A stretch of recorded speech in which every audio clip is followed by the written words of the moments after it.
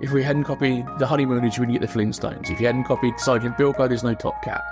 There's always been this history across all industries of, cheeky little wink at, I know this is kind of the same, but it's new, I promise. Hello and welcome to the Marketers of the Universe podcast.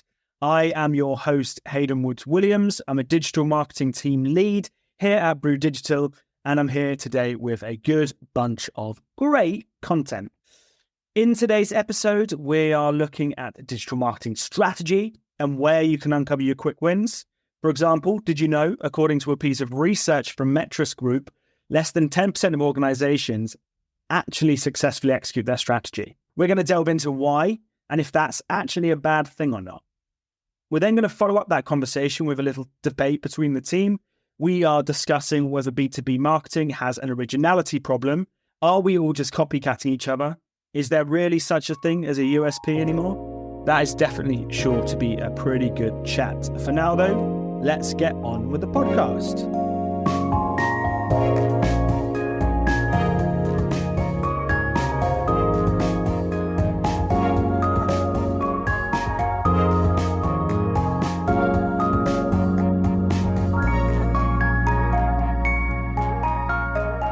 Our first section today is a continuation of our Quick Wins series. We are looking this time at digital strategy. As I mentioned in the introduction, only 10% of organizations are successfully executing their strategy. I think that's really interesting. And I've got Rich Harper, who is our head of digital marketing services, here to talk with us today about what you can do with your strategy, whether there are any things that you can implement that are quick wins, and what needs to be in a strategy. And if you actually need one, because 43% of teams in B2B businesses that are growing do not have a marketing strategy. Wow. Rich, what do you think of that stat that says that 43% of B2B businesses in the small to mid-sized section don't have a marketing strategy? That stat, by the way, is from a company called Exposure Ninja in a research report. I'm not shocked, to be honest. However, just because I'm not shocked by it doesn't mean that it is not right. The problem is with companies is that the pressure is on, especially small to medium-sized businesses, the pressure is on to bring in sales, to bring in leads, to bring in revenue. And the first thing people do, I think, is just turn to channels that they think are going to do that. So we often see people say, let's just turn on some ads. The problem is without strategy is you don't really know what your end goal is. And what I see time to time companies doing is the immediate pressure is we need customers, we need more sales, leads. Let's turn something on. They put a budget towards it, they test it for a small amount of time, and because they don't know what the end goal is, they very quickly realize that actually some of these channels will sap your budget very, very fast. Mm-hmm. And they haven't achieved what their goals are, i.e. they haven't got enough leads or they haven't converted any customers, and they turn that activity off. And then they jump to the next piece of activity. It's like getting in your car, turning on your sat nav, but not giving it a destination. So you just start driving in one direction and then you go, this isn't the way I wanted to go. So you get to a roundabout and you turn around and you go down another way. And then you're constantly just taking turns, not knowing where the destination is and aimlessly driving around. Yeah, I think I know what your answer to this question is going to be, but do you think that a marketing strategy is a must-have, or do you think companies can get by doing what you just said a minute ago? In my opinion, even if you're a small business, I've worked in small businesses before, we always had a strategy and we would set that strategy at the beginning of the year. One of the biggest things I've made a mistake doing is putting that strategy in place. You get to the start of the financial year, you write your strategy, you create a lovely document, you pass it to your CEO, he's happy with it. It's almost then like, that's a tick box, it's done, and then it goes in the drawer. And you refer to it the year past. Oh, did we achieve what we set out to achieve this year? A strategy shouldn't be a tick box exercise. It should be a live document, really, that you are referring to consistently. You set those objectives at the beginning of the year. Those objectives should be long-term, in my opinion. You should have that growth target, those revenue targets in mind, but then kind of pull those long-term targets into short-term goals. And I think that's the best way of doing it. On the other side, some companies can succeed without a fully robust strategy, but I still think you need a plan or some goals that indicate the direction that you're going in. Yeah, I mean, arguably, if you've got goals, you've effectively got the start of a strategy. You're talking there about long-term targets and short-term goals. How do you think that a business can look at those business goals that are maybe set out by the CEO and turn them into marketing goals so that they are achievable in the short term, so that they're realistic? Yeah, it's about breaking them down. We've just done a big exercise within our own business, and we work with companies on doing this. Set yourself those ultimate objectives, or OKRs, KPIs, whatever, however you want to label them up. Call them like your champagne targets. These are the big things that you want to achieve in this year. But then take each one of those objectives, break it down into key results. One of our big objectives this year is around revenue. Most companies likely is that they're going to have some sort of objective around revenue. That's your big champagne target. Ultimately, that target may take 12 months to get to. You might even have a 5-year target that you've got to get to. How can you then pull that target down into key measurable results that will help you know that you're moving towards that big goal, and not always leave that big goal so far ahead that it just doesn't feel achievable? Looking at one of the things you said right at the start of the conversation around pressure from sales, pressures to bring in sales, pressures from CEO, pressure to bring in revenue. How can marketers who are working in these businesses, whether they've got a strategy or not, how can they ensure that they are getting the right buy-in from the CEO or the sales team? Making sure you have that alignment with sales and other areas of the business is crucial. Because if you don't have that alignment with other department heads, you could be working towards different goals and objectives. I think the biggest thing, there's always going to be pressure from sales and marketing. The best businesses thrive when they work together rather than against each other. Get other people on board and explain to them. I think marketing is seen as something that's relatively easy, and it's like, well, yeah, just turn this ad on or just do this and it will work. The reality is it's not that easy. It's not that simple. If it was, we could just turn ads on and flood our businesses with inquiries every day. It's not how it works. It's about that value exchange. How can you provide something that someone is looking for? Or how can you provide a solution or solve a problem that someone has? I think that's the fundamental thing. And marketing do a great job at understanding some of those pain points and solutions through market research and stuff like that. And we've talked about this on the podcast in the past. You can do market research and you can do all of that stuff, but the salespeople should be your best friends because they're speaking to customers every single day of the week. So they know what the customer's pain points are. They know the issues that the customer's facing. They're providing solutions from a sales perspective. So just being aligned would allow you to then make sure that the messaging up front, at the top of the funnel and some of that awareness building stuff is aligned to what the sales team are doing at the bottom of the funnel when they're trying to convert customers. And I think that's the biggest takeaway. I know it's something that's going around for a long time about sales and marketing and people calling all sorts of weird things. Someone in a previous company used to call it smarketing, which was slightly cringy, but hey, it kind of worked. It's better than males. Yes. So yeah, top tip is be friends with your sales team. Don't work against each other. Same goes for any salespeople listening to this podcast. Don't blame the marketing team. How can you work closer with the marketing team to help you hit your goals? What are they missing? What are they not doing that's causing friction or not causing you to get enough leads in through the door? Work together. The ultimate goal is should be a shared one.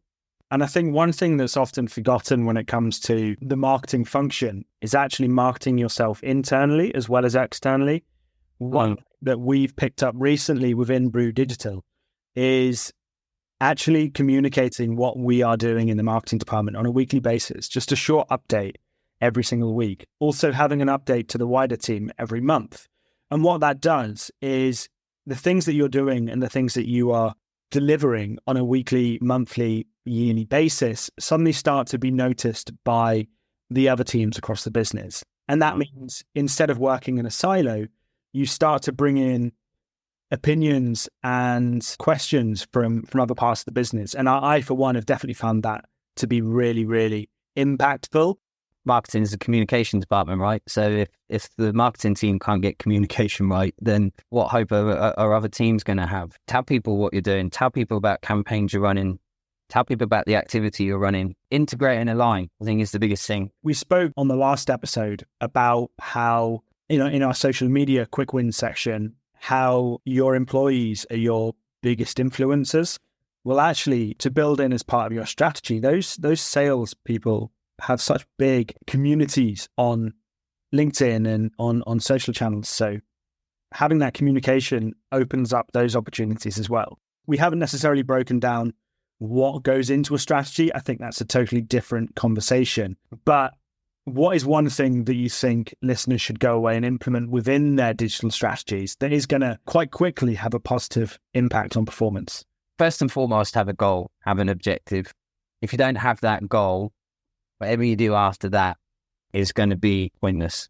There's multiple things that can go into a strategy. We probably haven't got time to go into it now.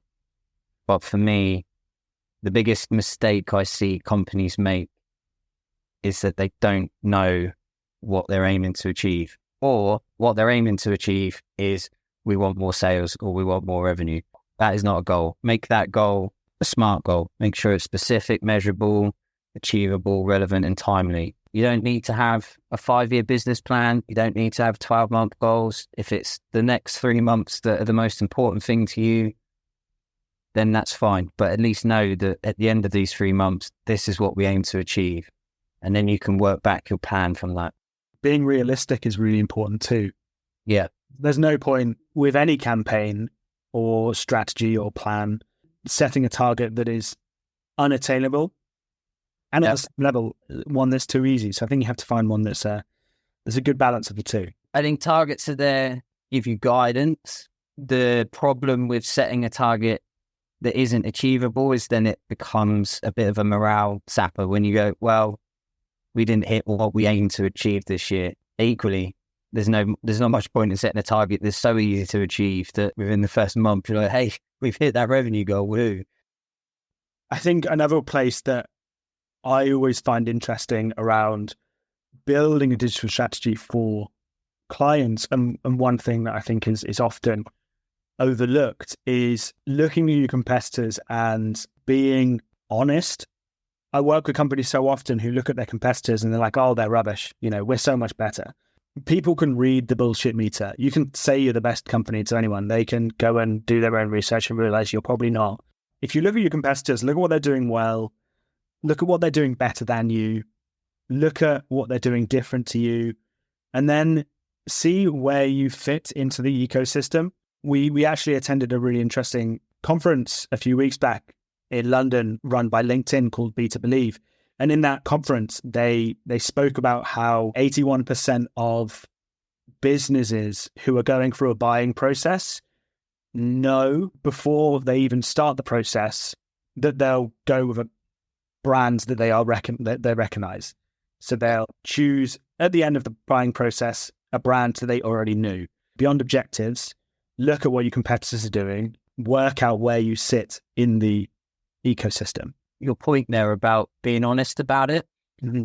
Been working with a startup CRM business.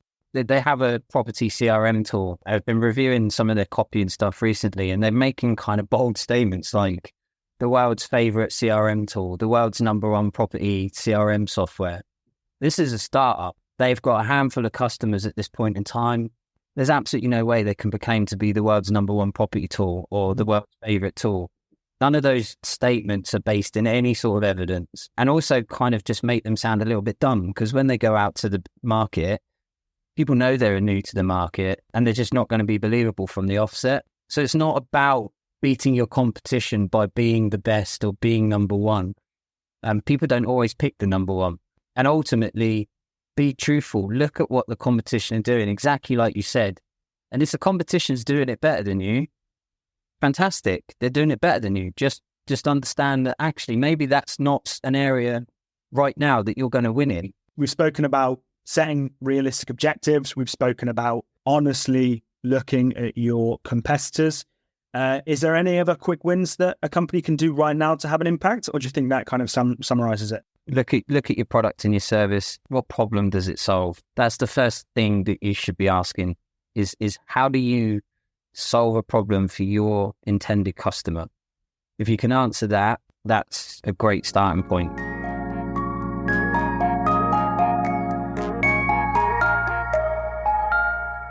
So we're on to our second topic for today's podcast.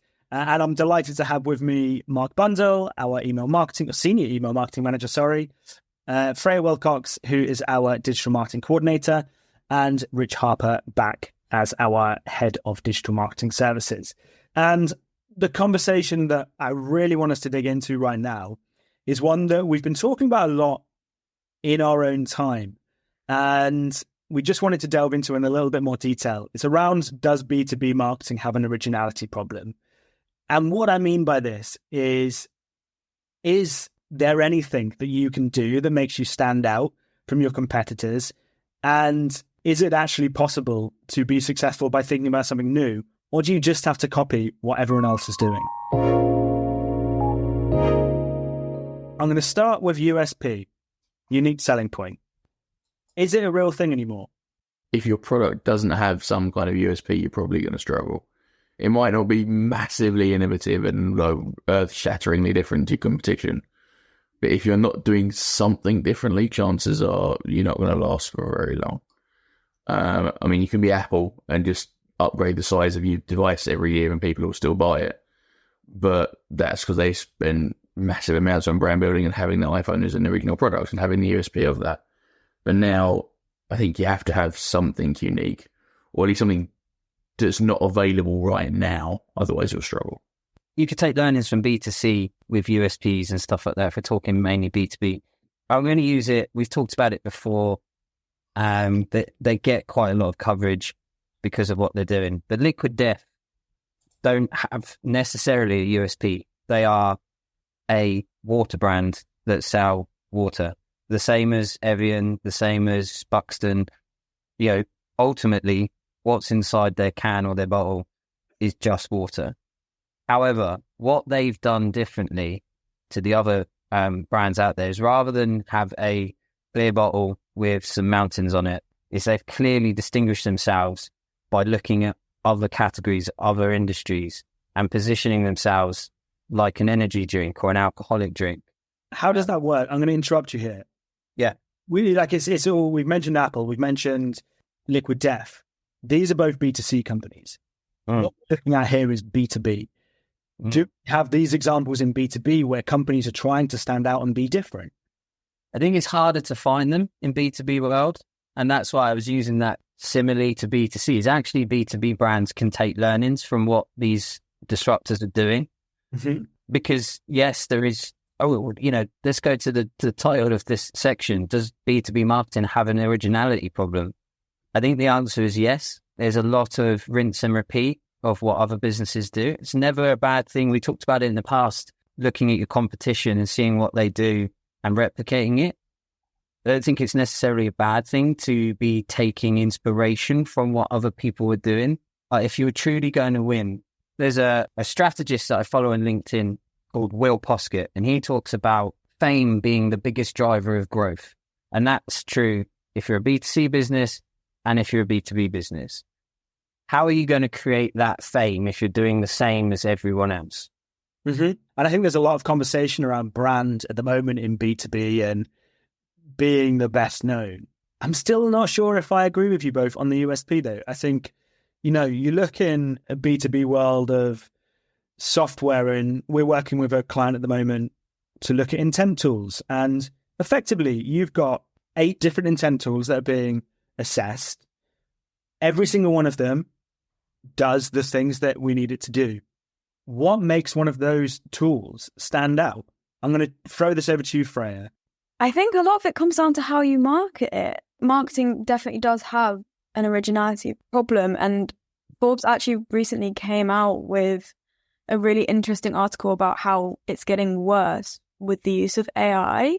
and how like the new golden rule in B2B content marketing is human-made content that's original content written by humans, because we are becoming more and more reliant on AI to give us ideas. And at the end of the day, if everybody's using AI, we're going to get the same sort of answers at some point. So when it comes to your sort of B2B marketing, original ideas are the way to go.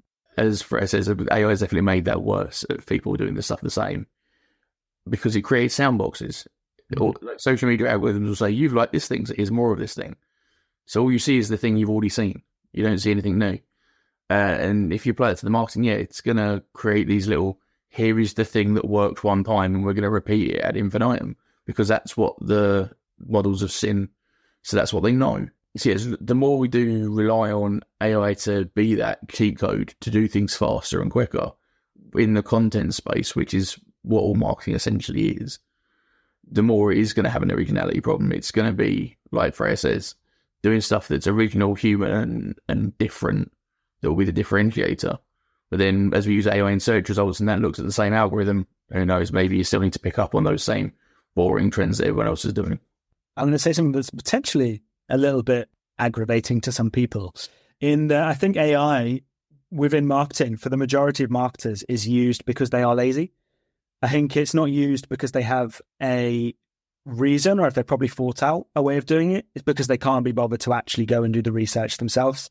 And I think that is a problem. Yeah, agreed. There's a writer whose newsletter I subscribe to, Anne Handley. I mean, it's the only newsletter I actually subscribe to because they're good, and it's all about writing. And she's a big advocate of do a draft, write a draft yourself, then get AI to help you, because that way you've put the human in first, and the human is the basis of it. Whereas I think a lot of people will go, we need something fast, we're under pressure to get this out, and they'll just use the AI to get that first draft out, and then they'll tweak it. And that puts the robot first and the human second. So yeah, no, I agree with you. I think lazy might be harsh. I'll go with time pressures. I'll be nice. But yeah, it's definitely not being used in the way that I think people can make the most out of it. I hadn't even thought of it like that, as in using the robot first, because I've never used the robot first. Like, I've always done human content and then put it into AI to check, and then I still make tweaks if I think it sounds too robotic. So I'd never even considered the idea that people would use it like that. And I think if you used it the way that you explained, Hayden, then maybe it is. But using AI doesn't equal lack of effort, especially if you're making tweaks before and then after to the content that AI gives you. I managed to turn this into a conversation about AI within the first 5 minutes. So that is the constant thing in marketing at the moment, isn't it? And actually, going back to the USP, is that not the thing that everyone is trying to say that is their unique selling point? Is like, we're an AI marketing agency, we're an AI business tool. And frankly, I think it's all a little bit bullshit. But that is my opinion. We've spoken about this originality problem in B2B. Now, with what we're seeing, and we're seeing TikTok trends come through from the Gen Z sphere, come a few weeks, months later into the business to business sphere, when it's dead, let's be honest, and businesses are jumping on it. Does it matter that these businesses are copying stuff they see in B2C? They're copying other things that they're seeing B2B businesses doing? Yeah, for sure. And nothing should be a direct copy of anything. If you don't have original content, then you can't really brand yourself as creative or innovative. But I think for a while, if following trends is what you need to do to get ahead, then that's fine. But don't follow trends forever and lose sight of your brand. And also, no one should be really copying anyone. Like, take inspiration for sure, but their work looks like that because it aligns with their audience and their target audience and not yours. So take inspiration, put your own spin on it, but make it your own and make it something that your target audience wants to see. We're creating like pastiches of these original pieces of work that are just slowly getting shitter as they go along.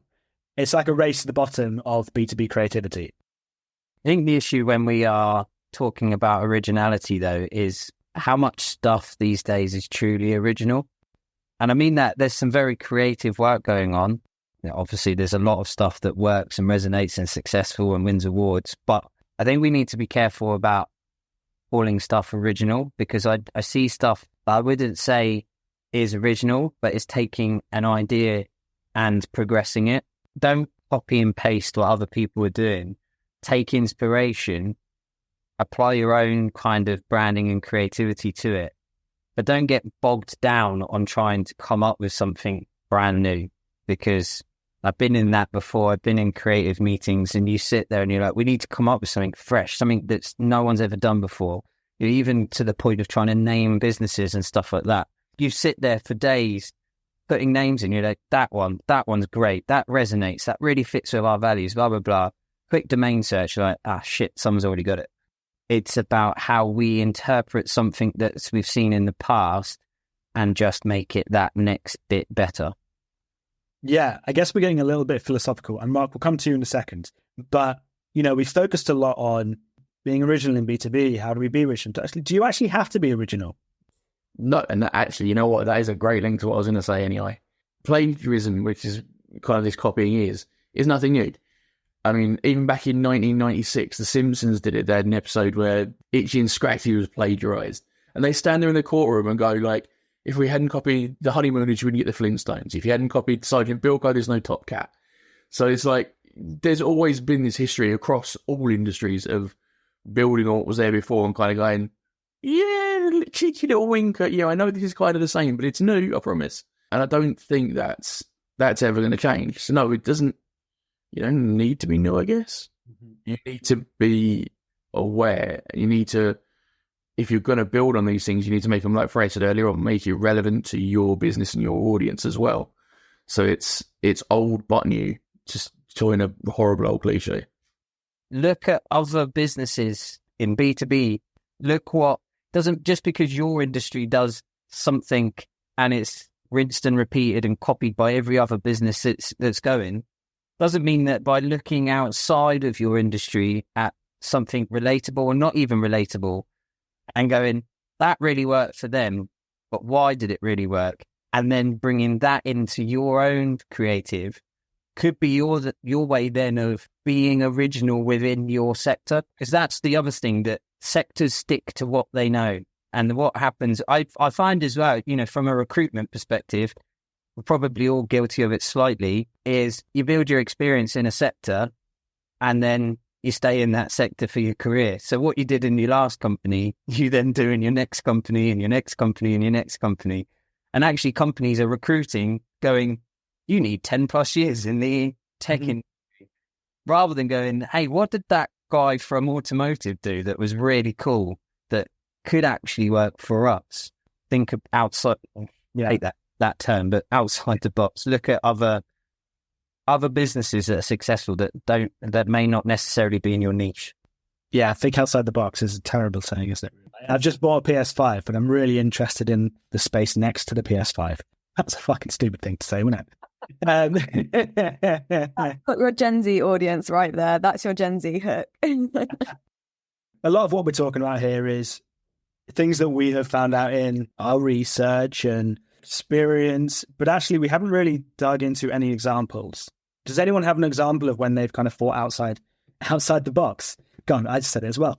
Where they've thought originally for a client or for a brand that they've worked with? Yeah, I can think of one, and it wasn't me personally. It was an email designer I used to work with, and he had the concept of, if images were blocked on these particular emails, that he'd cut the image up into so many different pieces of different sizes.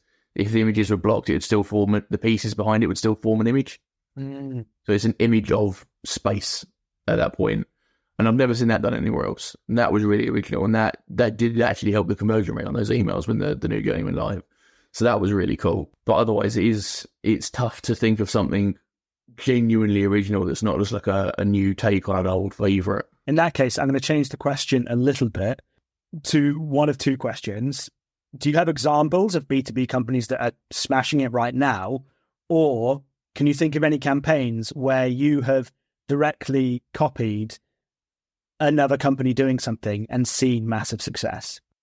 SEMrush is always my go-to when I'm talking about like B2B social media. Their social media channels are so consistent and so tailored to each platform, and yet they always somehow manage to make TikTok content work on Instagram and Instagram content work on LinkedIn.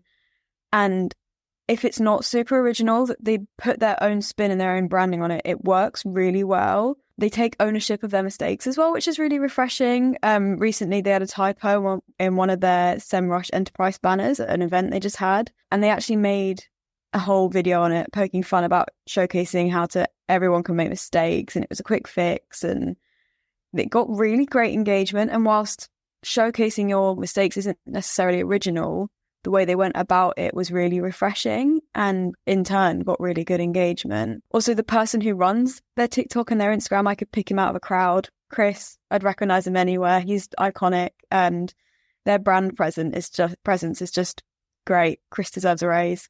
What I can think of at the moment, just off the top of my head, and I think that these guys have definitely copied, but Hootsuite I've been seeing a lot more recently on social media. It's like they've gone out and brought the Duolingo bird and just painted it blue, and it's just in all of their content. But their content is always relevant. They've got people who are interesting and engaging on their videos, and they're entertaining as well. And I think those kind of three things in B2B are going to help you stand out. In defense to Hootsuite, I think they predate Duolingo for quite a long time. So I think Duolingo nicks their bird, not the other way around. But yeah, finding properly original things in B2B is hard. Damn. Freya has just pointed out to me that the Hootsuite bird is red. I like Canva's marketing at the moment.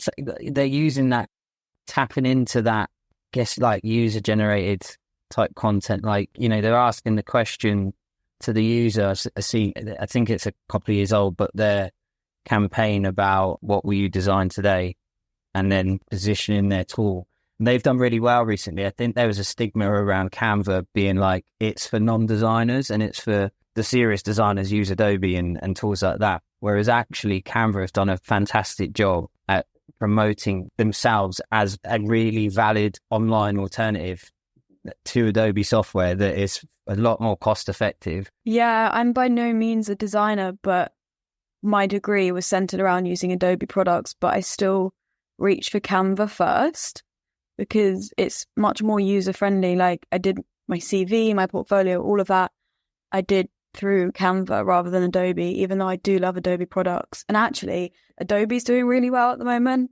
A friend of mine works for Adobe, and one of her employee-generated content, like one of her adverts, actually popped up on my TikTok For You page the other day, which was quite funny. As this is a podcast where our probably not so unique selling point is that we always try and sum it up into things that you can take away in action. I'm going to ask you, all three of you, the question, how do you stand out in B2B? I'm only going to give you one sentence to answer me with, purely because of time restraints. Let's start with Rich. How do you stand out in B2B in one sentence? Look outside your sector for fresh ideas. No hyphenating or extra long sentences there. That was a statement and a half. Freya? Make everything your own and make it memorable so people can see other companies and still go, oh, so-and-so did this, and be reminded about you. Nice. That's a sentence that you get told off in primary school for connecting three sentences in one.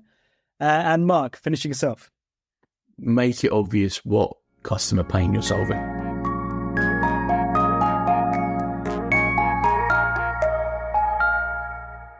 Sadly, that is all we have time for today. Thank you so much for listening. We hope you found some useful snippets in this session, particularly for your strategy and being a little bit more original. Do go and put them into your own marketing strategy if you can.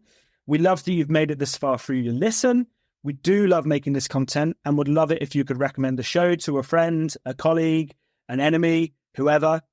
Make sure to go and check out our past episodes. Subscribe on whatever platform you use to listen to your podcasts. And we'll see you on the next one. Thank you. I've been Hayden, and these are the Marketers of the Universe.